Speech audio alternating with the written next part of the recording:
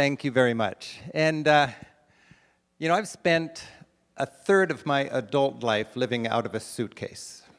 And looking back on those 30 years, 4 months every year traveling, it occurs to me, it's really clear, thoughtful travel, is well worth the time and the money. And I'd like to take just a few minutes to explain to you why. Travel opens us up to the wonders of our world in so many ways. It helps you appreciate nature. I mean, for me, a great day is walking high in the Swiss Alps, like tight-roping on a ridge. On one side, I've got lakes stretching all the way to Germany. On the other side, the most incredible alpine panorama anywhere, the Eiger, Monk, and Jungfrau, cut-glass peaks against that blue sky. And ahead of me, I hear the long legato tones of an Alp horn, announcing that the helicopter-stocked mountain hut is open, it's just around the corner, and the coffee schnapps is on. That connects you with nature, and it connects you with culture. And when I'm traveling, I love this whole idea that travel connects us with culture. When I'm traveling, I find that there's different slices of culture that I never realized people could be evangelical about. Cheese, for instance. You go to France, and they're crazy about cheese. I like being a bumpkin in my travels. For me, cheese was always just orange in the shape of the bread. There you go, cheese sandwich. And then I meet these people, and I mean, there's a different cheese for every day of the year. You step into a cheese shop, and it's just a festival of mold. I love going shopping with my Parisian friends. They'll take me into a cheese shop, pull up a moldy wad of goat cheese, take a deep whiff. Oh, Rick, smell this cheese. It smells like the feet of angels. Okay, well, when you're traveling, you open up to new things that might smell like the feet of angels. A great thing about travel is it connects you with people. And, if I'm making a tour or a guidebook or a TV show and I'm not connecting people with people, I'm kind of nervous because it's going to be a flat experience. It's people that really, make your experience vital. That's the mark of a good trip. And it doesn't need to be like earth-shaking encounters. They can be just silly encounters. I was in Italy recently and I met this little kid, and he was just staring at me. It was kind of rude. Finally, his dad said, "Excuse my son, he stares at Americans." I said, "Well, why is that?" And he said, "Well, last week we were at McDonald's having our hamburger, and my son, noticing the fluffy white bun, said, 'Dad, why do Americans have such soft bread?' And the dad said, 'Son, it's because Americans have no teeth.'" So I showed him my teeth, and I sort of, straightened out a little misunderstanding between peoples there. And it occurred to me there's so many misunderstandings between people, and when we travel, we straighten them out. I don't know about you, but I was raised thinking the world is a pyramid with us on top and everybody else trying to figure it out. And then I traveled and I realized, we have the American dream. That's a great thing, but other people have their own dream. Norwegians have the Norwegian dream. Bulgarians have the Bulgarian dream. These people have the Sri Lankan dream. Travel wallops my ethnocentricity, and I'm very thankful for that. It's something to celebrate. Our dream is beautiful, but so is theirs. In my travels, I have really been impressed by the amount of pride on this planet. Wonderful pride. I was in Afghanistan once, just in a cafeteria where the backpackers were hanging out. A man sat down next to me, said, "Can I join you?" And I said, "You already have." And he said, "You're an American, aren't you?" And I said, "Yeah." And he said, "Well, I'm a professor here in Afghanistan, and I want you to know that a third of the people on this planet eat with spoons and forks like you do. A third of the people eat with chopsticks, and a third of the people eat with their fingers like I do, and we're all civilized just the same." He had a chip on his shoulder. He thought I thought less of him because he ate with his fingers. And that lesson stuck with me. And for the rest of my trips through South Asia, I was aware of that. I went to restaurants, fine restaurants, with, well-dressed professional local people that had no spoons and forks. They had like a ceremonial sink in the middle of the restaurant. People would wash their hands and eat using their fingers the way God intended them to be used. It actually became quite natural for me. I had to be retrained when I got home. But these are the lessons you pick up, and it is so fun to change something that you thought was a basic truth. Well into your adulthood, you realize, hey, other people, smart people, can see it differently. I'm impressed how many heroic struggles are going on this planet all the time that I'm completely oblivious to. Every year, 8 or 10 distinct languages go extinct. That's 8 or 10 ethnic groups that lose a long struggle. I was raised thinking Nathan Hale, Ethan Allen, Patrick Henry, they were the ultimate. Well, they're great, but they're certainly not unique. They're a dime a dozen on this planet. It doesn't diminish ours, but it's really important for us to remember in our travels that there are other heroes and other causes. One great way to make your travels more meaningful is to relate to embrace a contemporary Nathan Hale in a different country. Get into it. An easy one is Archbishop Oscar Romero. Go down to San Salvador, El Salvador, and learn about Archbishop Oscar Romero, a present-day Nathan Hale. A few years ago, I was due for a vacation. I was heading for Mazatlan, and I was just needy for a nice stretch of pristine beach, swept free of local riffraff. I was going to have a plastic strap on my wrist, giving me unlimited margaritas, never have to dirty my fingers with coins. You know what that's like? I was ready. And then some friends invited me to go to San Salvador for the 25th anniversary of the assassination of Archbishop Oscar Romero. He marched with his people. He stood by his people during the civil war that they lost. These were the landless peasants. He said, "I'll probably be killed, and when I'm killed, I'll rise again in my people." And I wanted to see Romero in his people 25 years after his assassination. And I went to El Salvador. 2 days into that trip, I was covered with bug bites, in a sweaty dorm bunk bed, eating rice and beans one day and beans and rice the next. And I was having the greatest travel experience you could ever have. It changed my whole outlook. It was really valuable to me.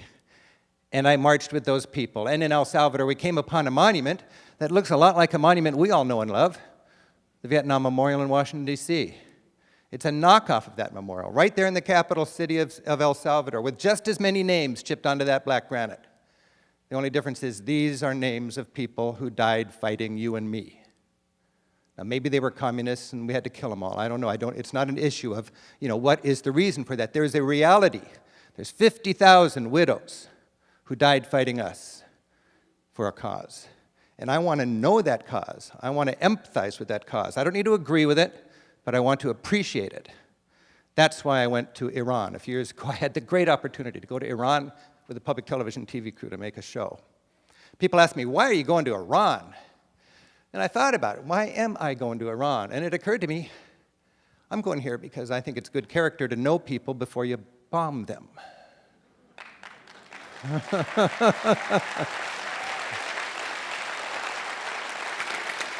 Sometimes we have to kill people, but it should hurt. And it is a nation's inclination to dehumanize its enemies before we go kill them. So I went to Iran. It occurred to me when I was in Iran, I was afraid to go here. And when I got there, I was so glad I had the courage to go there. And I learned once again that fear, and there's a lot of it in our society, fear is, to me, for people who don't get out very much.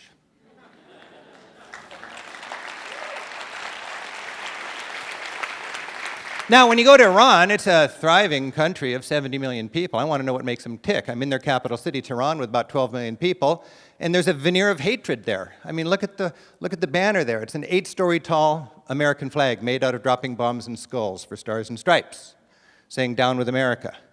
And we've all heard about death to America and so on. I was in a taxi in that traffic jam there later on that day. It was just silent, and suddenly my driver just bursts out, "Death to traffic." And I thought, no, wait a minute. I thought it was death to Israel or death to America. He said, right now it's death to traffic. And I said, well, what's with that? And he said, here in Iran, anytime something's frustrating to us and out of our control, we say death to that. And I thought about that. I thought, boy, I'm so glad I'm here to understand this with a little more sophistication than a bumper sticker. So he speaks Farsi, he doesn't speak English, he's translating it directly, and to him he's saying, damn that. And I thought, well, have I ever said damn something? Have I ever thought, damn those teenagers?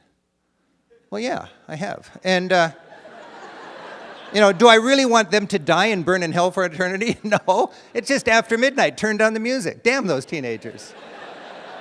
So when we travel, we gain a little better appreciation of what is the baggage that people are carrying when they respond to us. Think of the baggage we have in our country after 9/11.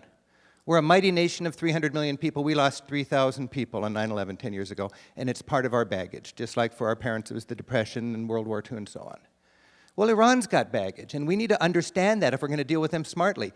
Their baggage, and they've got 1/4 of our population, is losing several 100,000 people when Saddam Hussein, funded by the United States, invaded their country. Now, I don't know if we really funded them, but they think they did, or we did, and that is baggage. And when you travel around Iran, Every town's got a vast martyrs cemetery filled with victims of that war.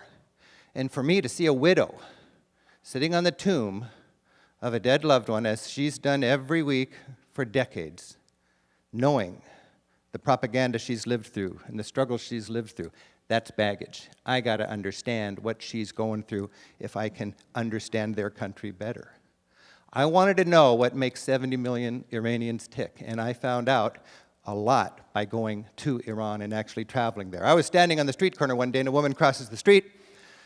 She said, "Are you a journalist from America?" I said, "Yeah." And she did one of these little point on my chest things, and she said, "I want you to go home and tell the truth. We're united, we're strong, and we just don't want our little girls to be raised like Britney Spears."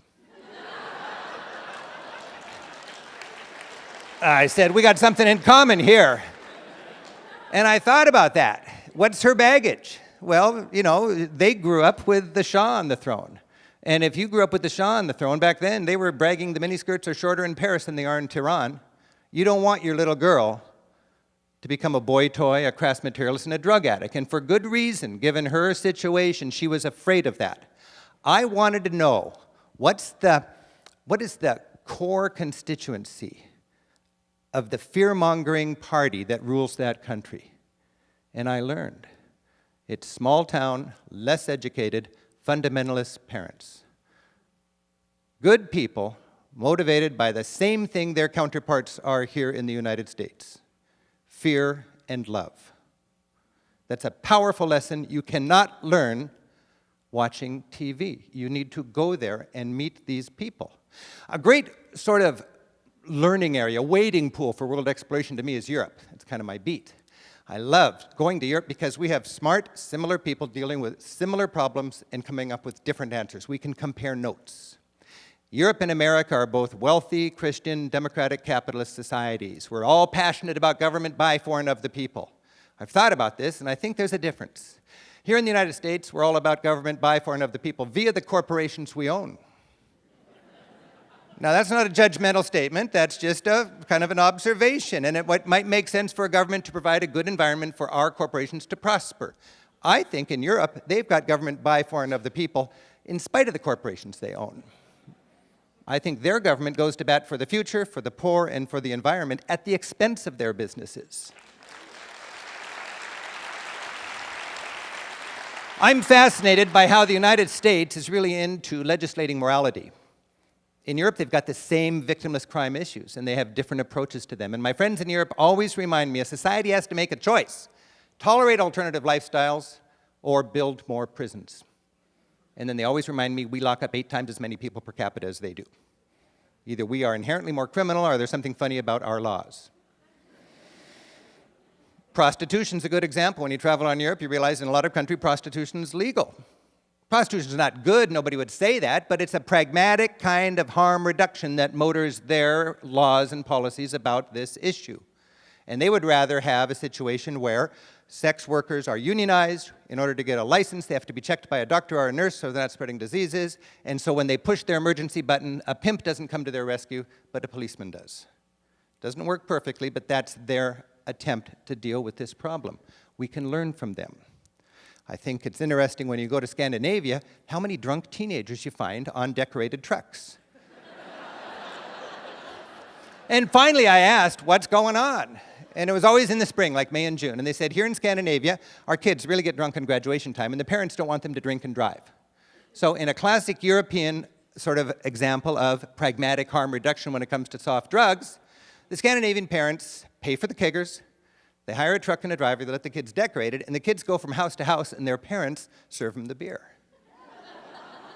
Now, in the United States, we deal with this problem of teens drinking and driving on graduation with moralism. Just say no. In Scandinavia, they would rather have a situation where, okay, the kids are going to drink anyways. Let's do it so they don't have to lie to their parents, so nobody drives and nobody dies. That's an example that we can learn from. I was in a Starbucks in Zurich a couple years ago. Went down to the bathroom downstairs, stepped inside, blue lights. I thought, what's this? Blue lights in the toilet. Well, then I realized, oh, I cannot see my veins. I couldn't shoot up if I wanted to. A lot of needle addicts, a lot of junkies on the streets of Europe because they're still alive and they're not in prison. I have to explain that to my groups. They say, these darn liberal Europeans. And I thought, well, this is frustrating for a junkie. You can't shoot up in the bathroom at Starbucks. So then across the street, I noticed a machine that used to sell tobacco. Now it sells syringes. Government-subsidized syringes, they're almost free. Nobody shares needles and passes diseases in Switzerland. That would be like unthinkable. The government is into pragmatic, compassionate harm reduction for the solutions to their problems. And then down the street from this needle vending machine is a heroin maintenance clinic called a Cafe Fix, where people can go, get their addiction maintained, get counseling, get their lives back on track, get a job. It's not right or wrong, but they're learning and we can learn from them. And that's a valuable thing about travel as we struggle with persistent problems. When it comes to marijuana, of course, Europe is much more progressive in this regard. In Holland, the coffee shops sell marijuana. Now, a lot of Americans worry there's a whole reservoir of people that would love to ruin their lives smoking marijuana if only it was legal. Well, it's been 25 years since they arrested a pot smoker in the Netherlands, and what they found after 25 years is use does not go up. As a matter of fact, by every measure, Dutch people, young and old, smoke half the marijuana per capita that we do here in the United States. Portugal legalized the consumption of all drugs 10 years ago. A lot of Americans are worried about the gateway element of marijuana. You know, you smoke marijuana and suddenly you're a heroin addict.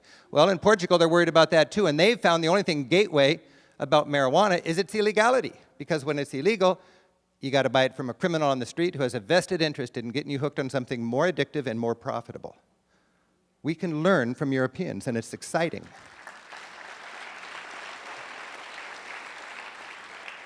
I love to have European friends as sounding boards so I can test out ideas and confusion and frustration for me. And I've got a good friend in Switzerland who's a school teacher, teaches in a little village, a very traditional village where almost everybody has the same last name. And when I visit with Ollie and his wife Maria and their kids, I love to ask them questions. Recently I asked Ollie, how can you Swiss people so docilely pay such high taxes? And without missing a beat, he said, well, what's it worth to live in a country where there's no homelessness, no hunger, and where everybody, regardless of the wealth of their parents, has access to quality health care and education? Now, Ollie is not a crusader. Ollie's just a capitalist with a European social ethic. And it's interesting to learn from them. One thing that's occurred to me recently is Americans are loving, compassionate people, but we're not very good at grappling with the gap between the rich and the poor. There's something in our upbringing that makes it very tough to deal with that honestly. When you travel, you have the poor reaching into your window. You can't escape it if you're traveling honestly. And for 30 years, I've had the poor reaching in my window. And it's been a powerful impact in the value of my travel. And I'll tell you, I've learned that even if you're motivated only by greed, if you know what's good for you, you don't want to be filthy rich in a desperately poor world. It's just not a pretty picture. I was down in El Salvador last Christmas. Any middle-class neighborhood has to pool its money to have an armed guard on the corner, just to protect them from angry poor people. And you don't want to raise your kids behind designer fortifications. We're on a track to that if we don't learn from the other parts of the world that have not dealt with this very smartly. Let me finish by taking you to Turkey. I just love Turkey, and as a tour guide, I had the chance to take a group to get to know a whirling dervish. I knew this dervish, and I asked him, can our group come and watch you pray? And he said, well, I'm not a photo op. And if you can watch me pray, but I want you to know what I'm doing. I said, great. So we went up onto his roof. The sun was setting. He was wearing his robe and his hat. And he said, and I'll just paraphrase it, he said, I'm a dervish. That's like a monk that follows Mevlana, who was sort of a teacher in Islam like St. Francis was in Christianity, a real teacher of love. And as a dervish, I pray 5 times a day, meditating on the teachings of Mevlana. I plant one foot in my community, in my home. The other foot goes around the world, acknowledging the variety in God's great creation. One hand goes up to receive the love of our Creator, and the other hand, like the spout on a tea kettle, goes down to shower God's love on His creation. And I whirl, and I whirl, and I lose myself in that trance, thinking about the teaching of Mevlana. To be there as a tour guide with my group, watching him, his head tilts over, his robe billows out, And he loses himself in that beautiful thought. I thought, wow, I am really understanding now, like my group was, that this man is very different from us, but he's fundamentally the same. And if we can take home that understanding, that's the very best souvenir possible. And for the rest of our lives, when we look at the rest of the world, rather than fear its diversity, we can better celebrate it. Now, appreciating the value of travel is nothing new. 1,400 years ago, Muhammad said, "Don't tell me how educated you are, tell me how much you've traveled." Thomas Jefferson traveled, and he wrote that travel makes a person wiser, if less happy. Mark Twain traveled, and he famously wrote, "Travel is fatal to prejudice, bigotry, and narrow-mindedness." I've traveled, and travel has inspired me to be engaged and to do what I can to make a difference. In other words, it's helped me to become a better citizen of this planet. And I hope thoughtful travels can do the same for you. Thank you very much.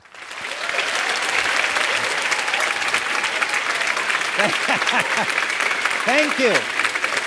Thank you.